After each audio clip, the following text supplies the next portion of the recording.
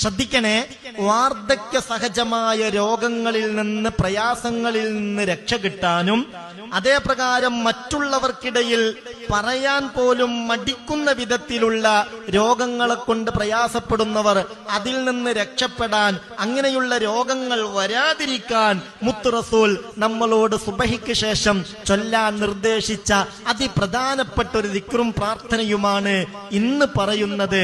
അതെല്ലാവരും ശ്രദ്ധിക്കണം, അത് ജീവിതത്തിന്റെ ഒരു ഭാഗമാക്കി മാറ്റണം. അല്ലാഹു തൗഫീക്ക് നൽകട്ടെ.